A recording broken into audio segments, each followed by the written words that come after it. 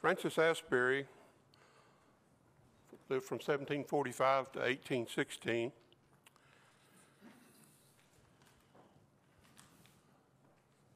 The big three, Charles Wesley, John Wesley, and Francis Asbury. This is on a stained glass window at a memorial chapel in Lake Junaluska, North Carolina. They were very closely tied together, these three men. Francis Asbury lived by this quote: "My desire is to live more to God today than yesterday, and to be more holy this day than the last." That's a pretty good quote to live by. I have a short video, about 4 minutes, that will kind of give us an overview, and then we'll fill in some details as we go. This man has been called the American saint, the prophet of the... Whoops, sorry.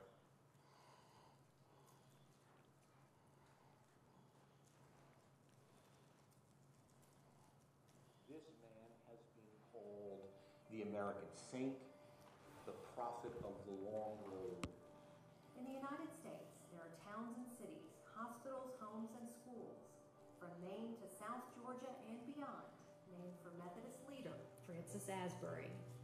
He was a frontiersman and a pioneer. He could have given Lewis and Clark a map to follow before they embarked on their journey and told them which roads to take and which roads were dead ends. Asbury brought Methodism to America in 1771. Over the next 45 years, he covered some 265,000 miles on horseback. The Methodist message that he brought was that God's love can be experienced by everyone. And that once it's experienced by everyone, the Holy Spirit takes up residence in your life and makes a difference. The son of working-class parents in England, Asbury received little formal education. He apprenticed as a metal worker and became a local lay preacher. At age 22, John Wesley appointed him to serve as a missionary among the American settlements. His became a life on the road, and Asbury never married. We tend to think it was easy. A British Methodist traveling on his circuit could usually get to a town on the same day, go from one town to the next. When you start across the Appalachians, or even across the Potomac, you could travel days before you got to a town. And there were more challenges in this new mission field. There were Methodists who said, well, we need to be able to serve communion. We need to be able to do these things. No one was ordained at that point. And Wesley struggled with that, and so he set apart Koch and others to come over to the U.S., ordain Asbury, who was one of the other leaders of the Methodist movement. Under Bishop Asbury's direction, the Methodist Episcopal Church grew from 1,200 to 214,000 members and more than 700 ordained preachers. Among the men he ordained was Richard Allen of Philadelphia, the first African-American minister in the United States. Someone pointed out that Asbury never really asked any of his preachers or pastors to do anything that he didn't do. Asbury set a high standard by his own example, but the constant travel proved too much for some in his charge. He kept a book with detailed critiques of his preachers. There would be, Jones and the word useful next to it. Peters, a baller, which means as he sings or as he preaches, he just sort of kind of yells constantly. He's a baller. Needs practice. I mean, there were times in the conflict in the development of the American Methodist Church in the colonial era when he could have drawn a very hard line in the sand.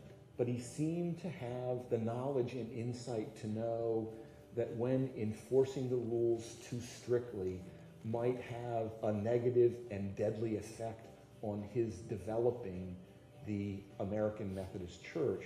And the American Methodist Church of his legacy, by 50 to 75 years after his life, was the largest church body in America. There's a statue of him in our nation's capital. I think it's appropriate. There's a statue here at Drew in one of our seminaries.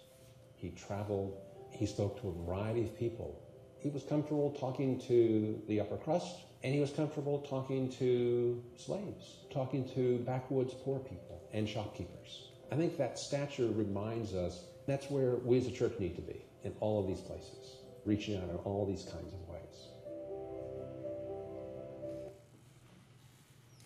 You notice, if you ever do any research on him, that most of the pictures, which were very few pictures painted of him because he didn't want to be exalted, but pictures that were painted of him, statues, were almost all on horseback because that was his home, basically. You saw this picture of his mother in that little clip. Some uncertainty as to about when he was born, either August 20th or 21st, 1745, to Joseph and Elizabeth Asbury near Birmingham, England. He had very little formal education. He could read the Bible by the time he was 7, but his schoolmaster was like somebody out of a Dickens novel, would beat his students mercilessly.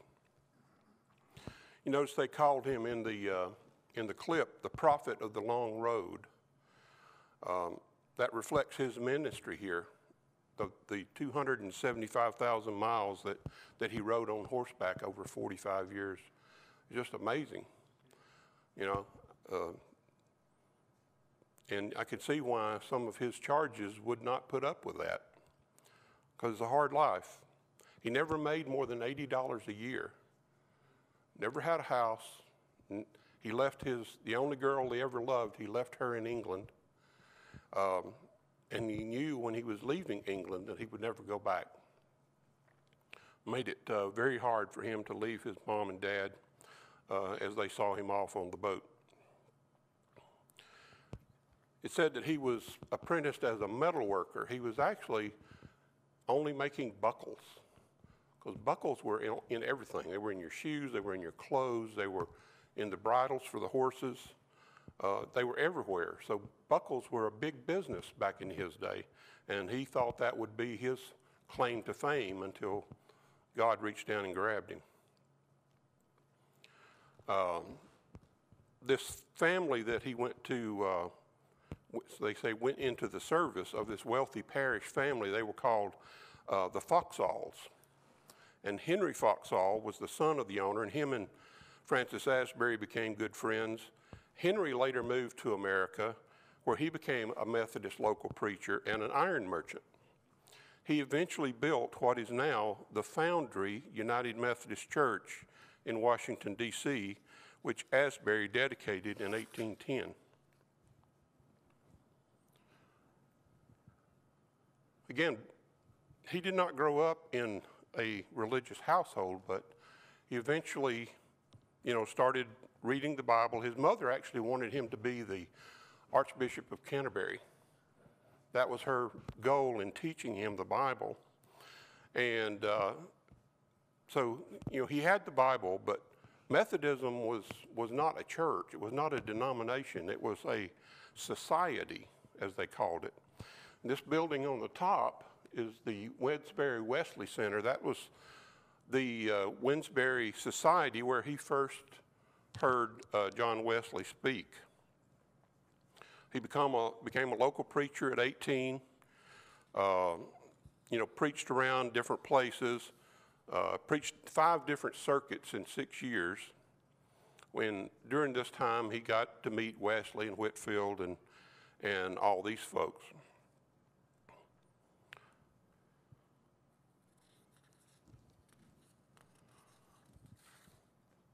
So Wesley was so impressed with his preaching, although it was told by several people that I read that he was not a good preacher, that he rambled and that he, mumbled, and he was not that great of a preacher.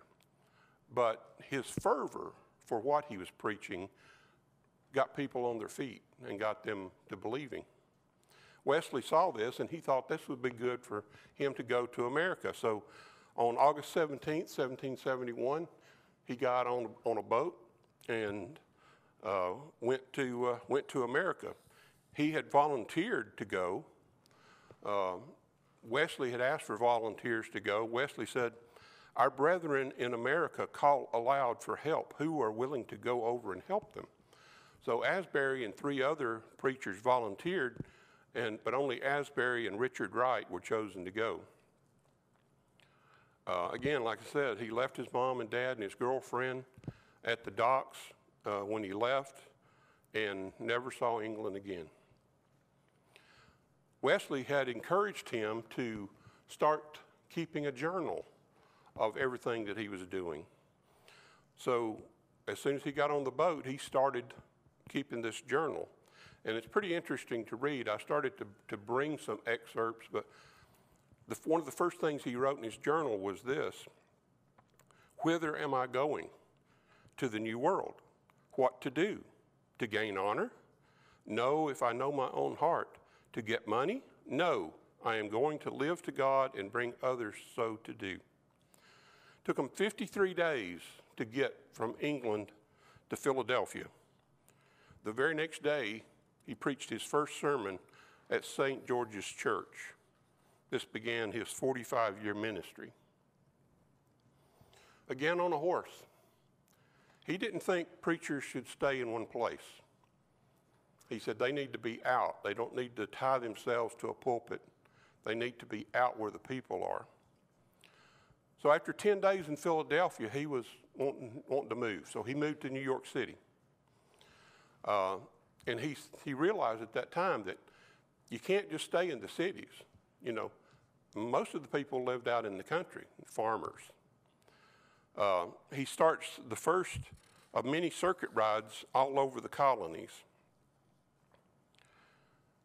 He says, "My brethren seem unwilling to leave the cities, but I think I will show them the way.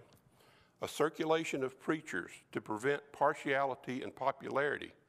I am dissatisfied. I judge we are to be shut up in the cities this winter. I am in trouble, and more trouble is at hand, for I am determined to take a stand against all partiality." Again, he didn't want his picture taken or painted because he didn't want to be out front. Now, this ran counter to his superiors. Of course, Wesley was all about planting churches in cities. But even in his short period, Asbury already knew more about the American mindset than any other leader sent by Wesley, including those who hadn't even gotten there yet, which we'll hear about in a minute, one in particular, Thomas Rankin. Ironically, it was this same kind of attitude the bishop did not tolerate from his ministers. So he was bucking against Wesley, but he wouldn't stand that when his charges bucked against him. To his credit, though, he always tried to find possible practical solutions during various controversies, and we'll see that coming up time and time again. He hit the road outside of New York City for 4.5 months, preaching everywhere he went. Went to New Jersey, Pennsylvania, Delaware, and Maryland. Came back to New York through that same route. And then after he got back to New York City, he went to Maryland for another 5 months. There are 2 important precedencies that happen on this first circuit ride. First, he meets Methodists from various societies, which allowed Asbury to get the movement's spiritual pulse. And second, he established itinerancy as the norm for Methodist preachers due to his initial successes. On July 14th, 1773, they held the first Methodist conference in Philadelphia. Thomas Rankin was sort of Wesley's right-hand man. He was sent over to, take charge of things. Asbury, being on the road, was late getting to the meeting. At this meeting, 10 ministers are appointed to 6 circuits for 1,160 church members, and Asbury was appointed to the Baltimore circuit with 3 others. There was over 500 members just in Maryland alone. Thomas Rankin quickly saw upon his arrival that there needed to be more administrative oversight over the societies. He immediately called for the first formal Methodist conference, and that was what we have up on the screen now. By the time Asbury returned to Philadelphia the following year for the next conference, Methodism's growth had expanded to 17 preachers, 9 circuits, and 2,073 members. Asbury at that next conference was appointed to New York City. Now, a bad thing happens about this time for these Methodists. The American Revolution crops up. Most of the people didn't trust these Methodists because of their allegiance. They thought they were Tories, and they thought y'all are not for us, y'all need to go. So all these circuit preachers left except for Asbury. John Wesley tried to calm the waters, if you will. He put out this address called A Calm Address to Our American Colonies, but it just added fuel to the ongoing mistrust. Asbury's the only one who stayed behind. America was now his home, and the desire to return to England had little pull for him. You can see this if you read some of his sermons. You see the words freedom, liberty, power coming up time and time again in his sermons. He also knew, I think Justin brought this up, he also knew that Methodist doctrines of universal salvation and prevenient grace were in line with contemporary American self-understanding. Asbury knew Methodism was the best Protestant church for the future country. Now, at the time he was in Maryland, Maryland passed an oath of fidelity law to prove their citizens loyal to the revolutionary cause. Asbury refused to take this oath on personal principles, and he was fined for that. He stays at Judge Thomas White's home near Dover, Delaware for 20 months during the war. This didn't mean he sat idly by. On April 28, 1779, Asbury convenes a conference for Northern preachers. This meeting is a seminal point in Asbury's career. He virtually assumes complete control of all the societies, which cements his future episcopal office.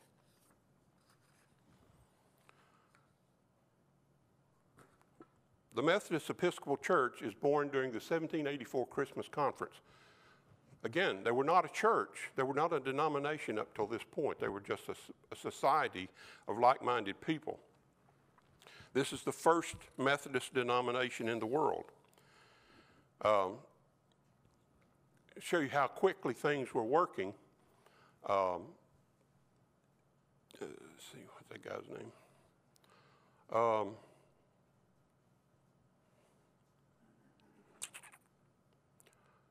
There's a guy, his last name is Coke, John Coke, I think it is. Thomas Coke. Thomas Coke was sent over here by Wesley to be the first general superintendent. And he wanted him to ordain Asbury as a general superintendent. Asbury wouldn't take the term. He wanted the term bishop. So he assumed that term on his own, even though it rankled Wesley. But he started out on Christmas Day, he was ordained a deacon. On the 26th, he was ordained an elder, and on the 27th, he was ordained general superintendent or bishop. He spoke against slavery early on. He fought against alcoholism early on. And he was staying at a guy's house in North Carolina and was preaching against slavery, even though the guy that was hosting him had slaves. And that didn't sit well with the guy. And he rebuked him and then apologized and repented because he thought he was going to lose his ministry.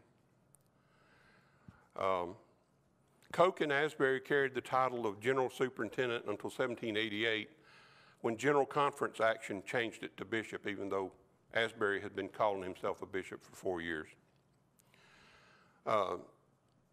3 years earlier, Asbury was riding his circuit through North Carolina when he appeared at the home of Joseph Herndon, dressed in a gown, a cassock, and a band. When Jesse Lee saw Asbury, he became incensed at the Episcopal-like attire and told Asbury in no uncertain terms that this was unbecoming to Methodist simplicity. Asbury removed it and never wore it again. This is what he's called the prophet of the long road.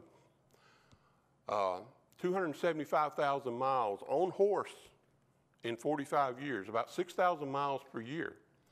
His 1797 quote, "Live or die, I must ride." It actually became a self-fulfilling prophecy, which we'll see later. But you see, he came from New York, down through New Jersey, into Delaware, into Maryland, into Virginia, North Carolina, South Carolina, Georgia, back up in through Tennessee, back up through North Carolina, Virginia, what would be West Virginia now, and back over to New York City. He made that circuit dozens, if not hundreds of times.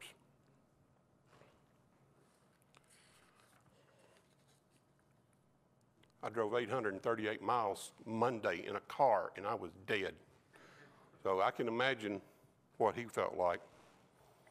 But he continued to be committed to circuit riding, even as a bishop. You know, he was a big wheel. He didn't need to do this. You know, he had men under him. He could do this, but he never asked them to do something he wouldn't do. He would eventually travel more miles than any Methodist preacher of his time, meet more people, know more about and used all the roads and trails, and visited more outposts, settlements, villages, towns, and cities than any other man in America. He was so much on the road that he told his friends in England, if they need to write him, just send it to him, address America. And his mail found him, because everybody knew him. All the postmasters knew him when he came through town.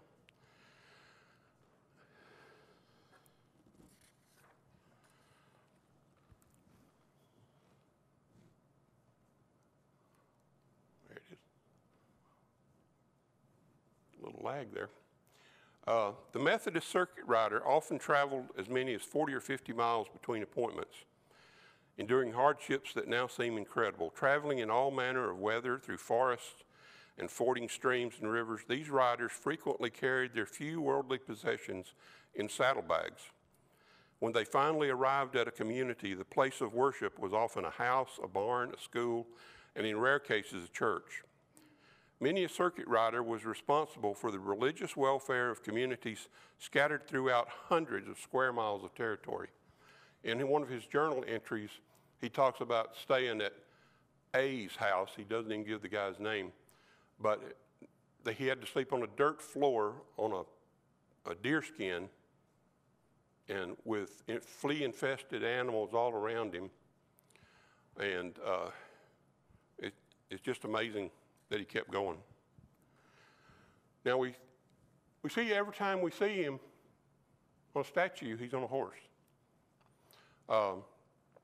This statue is in Washington, D.C. There's inscriptions on 4 sides of it. On the front, it says, Francis Asbury, 1745 to 1816, pioneer Methodist bishop in America. On one side, it says, if you seek the results of his labor, you will find them in our Christian civilization. On the other side, it says, his continuous journeys through cities, villages, and settlements from 1771 to 1816 greatly promoted patriotism, education, morality, and religion in the American Republic. And on the back, it says, the prophet of the long road. Now, this is Washington. I don't know if you ever saw this, Pastor, when you were in Washington. It's up in the far northwest corner, right between two parks. So it's fitting. It's in this kind of a rural setting in Washington. But the statue was donated to the United States by the Methodist Episcopal Church. The land and the permission to put it there was an act of Congress. That's how much they thought of him. This statue was dedicated October 15th, 1924. Calvin Coolidge was president, and he spoke at the dedication. He says, his outposts marched with the pioneers. His missionaries visited the hovels of the poor, that all might be brought to a knowledge of the truth. Who shall say where his influence, written on the immortal souls of men, shall end? He is entitled to rank as one of the builders of our nation.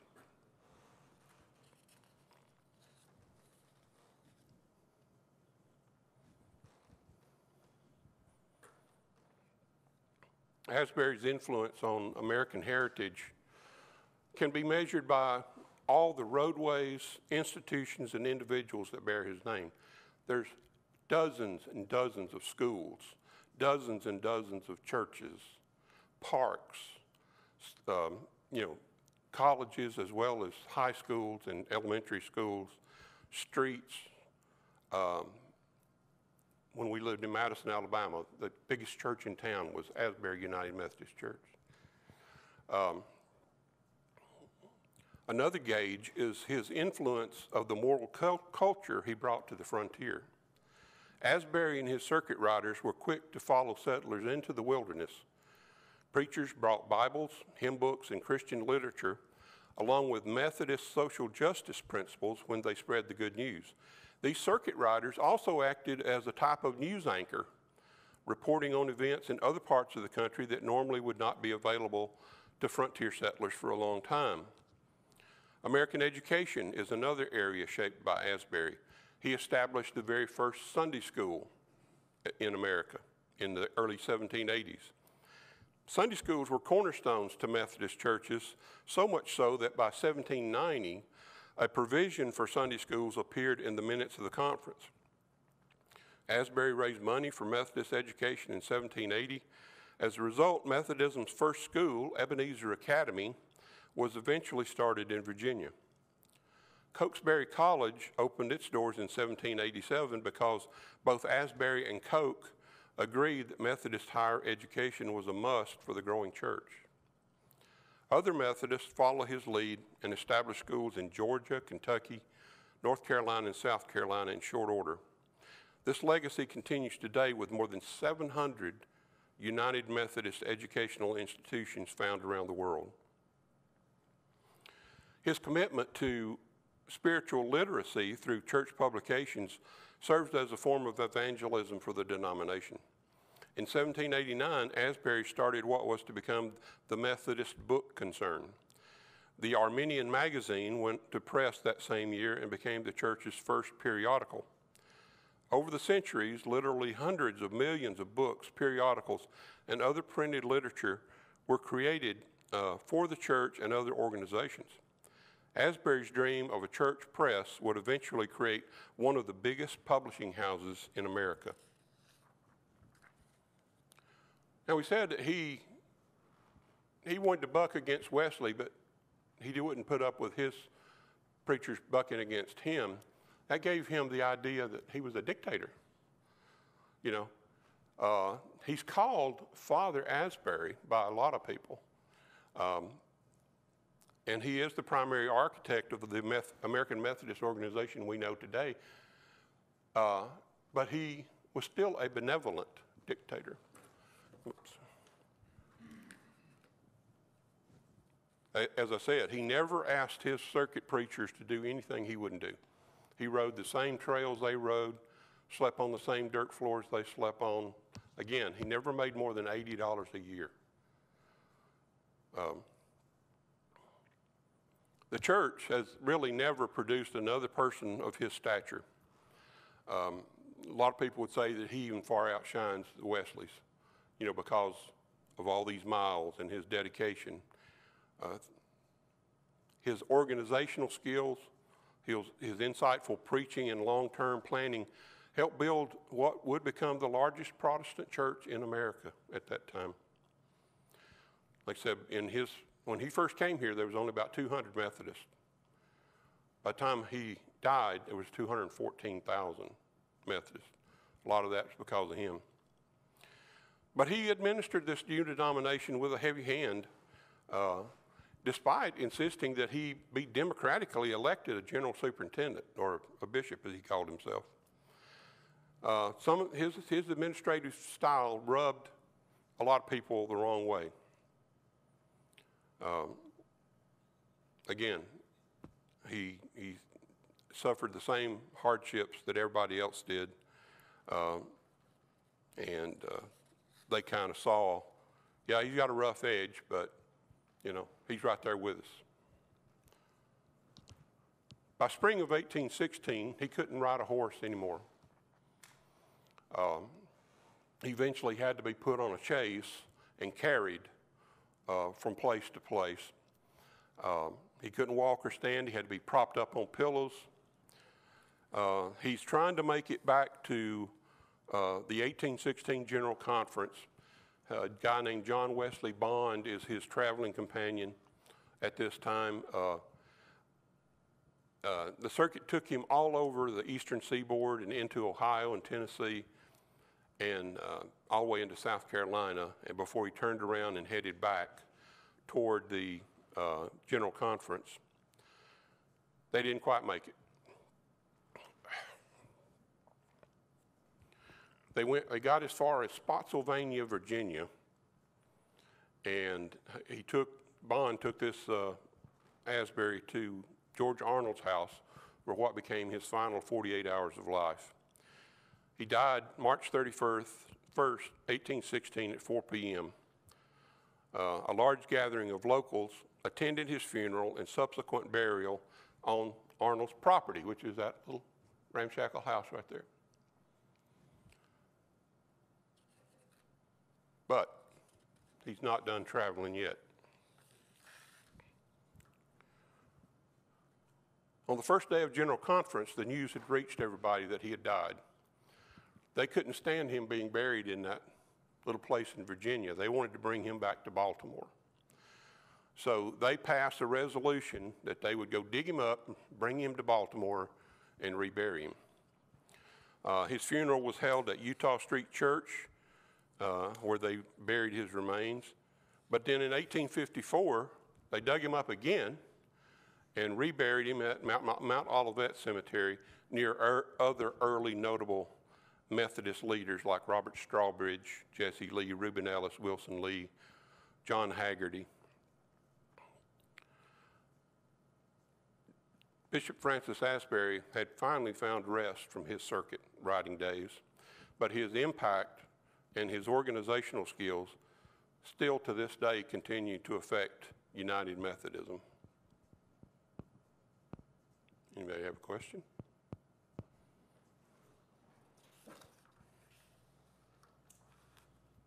Yes, sir. Allude a little bit to the structure of this circuit concept, based in its time and place compared to what we understand now. We're at a church right now where you go a mile in either direction, you'll run into 5 or 6 more, and there's a pastor at each one of them. Compare that to the structure of the time and how these men had to travel to do their duty. Well, they had to go, wherever the people were, because remember when they first started, it wasn't a denomination. It was just what they call a society. You had these people that believed the Methodist doctrine, if you will, scattered all over the place.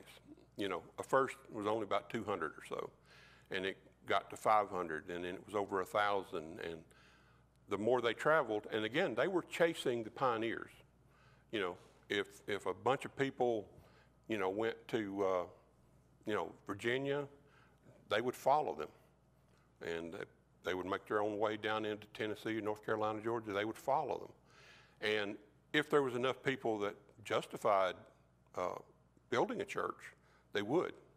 Because, what I was reading there about the circuit riders, most of the time he was preaching in a field, preaching in somebody's house, a barn.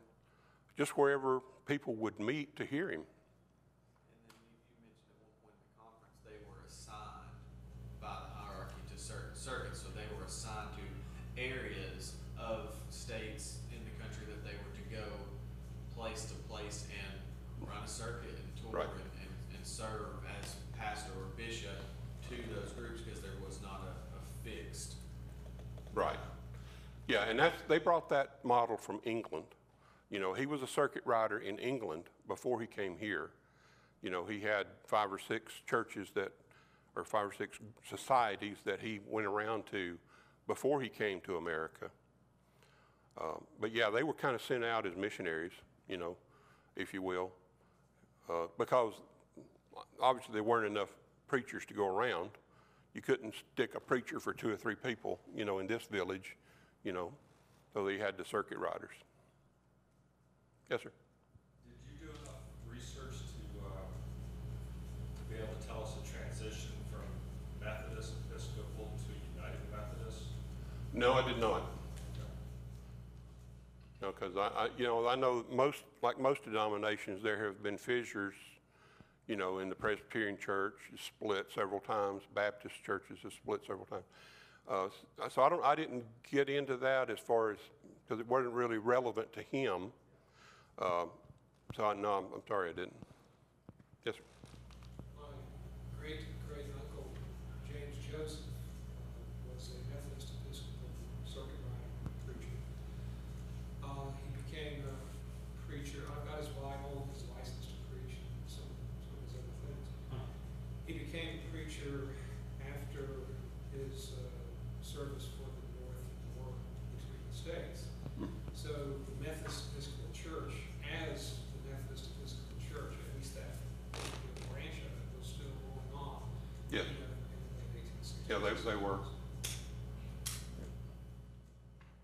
Yes, ma'am. Did you say, I'm sorry, I was in and out a little at the beginning. Did you say he knew John Wesley quite well in England? Did he work with him, et cetera? Yeah, he heard John Wesley speaking at a meeting at this Winsbury Society, and that's where John Wesley gave the call for volunteers to come to America. And so he had been preaching, I think, for about 6 years at that point. He became a preacher at 18, and by this time, you know, he was running the circuit over there, and so he volunteered to come, and John Wesley sent him and another guy over. John Wesley himself was pretty heavy-handed in his leadership, right? Yes. So I'm wondering if he just locked himself after Wesley that way. That could have been the way it went, yes. But like I said, he demanded things for himself. He demanded things from other people, but he wouldn't put up with the same kind of thing from Wesley. You know, him and Wesley butted heads several times, mainly over him calling himself bishop instead of, you know, the general superintendent. Yeah. Wesley wasn't really big on the circuit riding either. You know, he was here more to establish churches. So I think he did do, you know, some traveling himself. Yes, sir. I think it's interesting when we look back over the last, well, maybe 2 years of what guys have been teaching about here with the Reformation, and you have all these hard-headed guys, but without it, you wouldn't have the Protestant Reformation, this incredible church and other things. So the strength of their character was there, but it was also. Yeah, as I read that, I just thought, well, what would have happened to Methodism if he had gone back to England with all those other preachers when the American Revolution started? That would have left nobody here. We get upset if our preacher goes over to 12:10. Yep. Whatever place we're going to eat, and these guys drive. Yep. And No air conditioning, no if- Starbucks drive-through. you notice most of the statues, he's on the horse, but he's reading his Bible. You know, I often wondered how many sermons did he preach. I couldn't find that anywhere, but I thought, did he just go preach the same sermon at every little stop, or Yeah. Yeah. Okay. That it? Okay. Let's close in prayer. Our Father and our God, we are grateful, Lord, for these men that have gone before us. Lord, we look at them and the lives that they lived and the hardships that they endured, and we complain when the air conditioning goes out. Lord, help us to be all about your business and not ours. Help us to not be ashamed of the gospel, but to not necessarily get on a horse and ride 275,000 miles, but Lord, help us go to our neighbor, help us go to our coworker and share something of Christ with them. Father, as we continue this study, Lord, we pray that you'd open our eyes to the truths that are there. Lord, that you are working in a mighty work, in a mighty way, and how majestic is your name in all the earth. Amen.